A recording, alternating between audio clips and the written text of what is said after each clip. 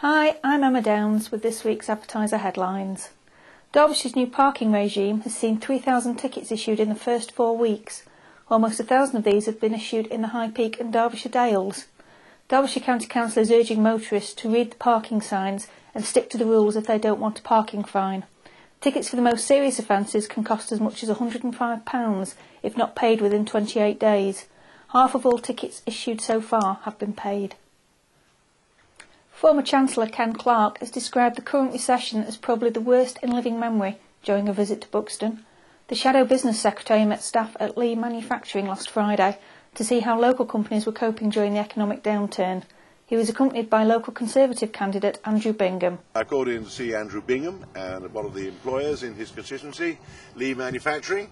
I think Andrew's going to be the next Member of Parliament for High Peak, and I want to see how things were going, and I want to talk to yet another small company to see how they're coping with what's probably the worst recession that anyone now living has experienced. Are you surprised at how quickly things have unravelled, and do you think the worst is still yet to come?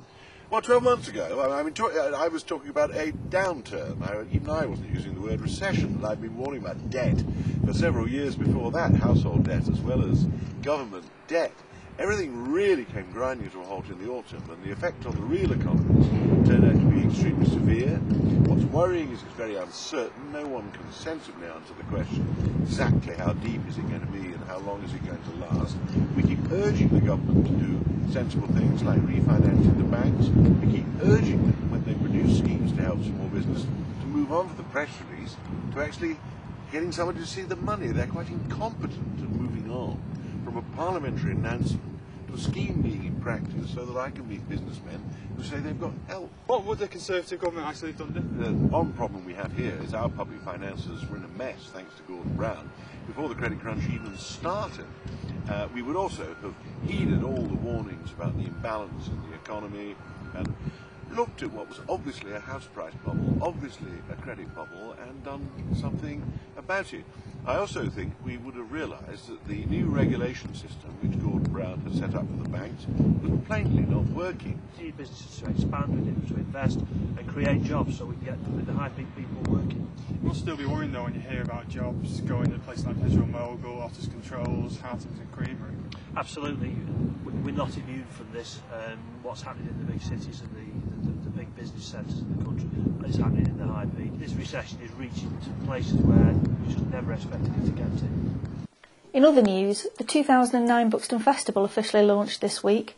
The programme will run from July the 10th until July the 28th and is packed with the usual mix of opera and music. This year's literary series includes Sherry Blair and David Cameron among a host of famous speakers. We caught up with the festival chief executive Glyn Foley and artistic director Andrew Greenwood at the launch. We've got a treat of opera, music and literature. So each evening we've got opera in the Opera House, music in the afternoon with concerts dotted around Buxton, usually classical music but a bit of comedy, a bit of drama thrown in. And then in the mornings we've got a fantastic literary series with some really well-known literary figures coming to visit us. And how significant is the Buxton Festival now to Buxton as a town? Well, it's one of the biggest festivals in the country actually, which is remarkable for a town of just 20,000 people.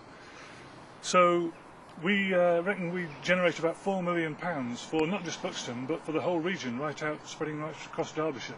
So we had to decide a few months ago whether we could continue with our ambitious plans or whether we should scale down and do something a bit safer. But we've really pushed the boat out with a fantastic programme. We've got 3 operas made just for the festival. We've got 3 other operas which are coming in to the festival audiences, and then we've got about 40 odd concerts and 40 odd literary speakers. So really it's a festival to be proud of, I think. It's going very well, yes. I mean, we're not quite at the stage of doing rehearsals yet, but for instance tomorrow I'm going to do a rehearsal for a recital with one of the sopranos, and all the casts are booked and learning their music, and we should be ready to go in a month or so's time. It's wonderful to get local people involved.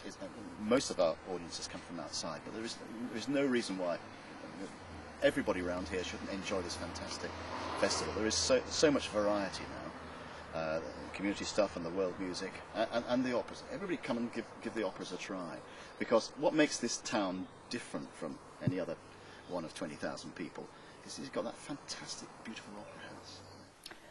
Turning to sport, Buxton FC failed to score for the 3rd game in a row on Saturday. The match against Ossett Town finished goalless despite the Bucks creating a hatful of chances. This Saturday they are away to Frickley Athletic in another must-win encounter. Kick-off is 3 p.m. And don't forget you can find longer versions of the interviews with Ken Clark and the festival organisers elsewhere on our website. For all these and other stories, please see Thursday's Buxton Advertiser.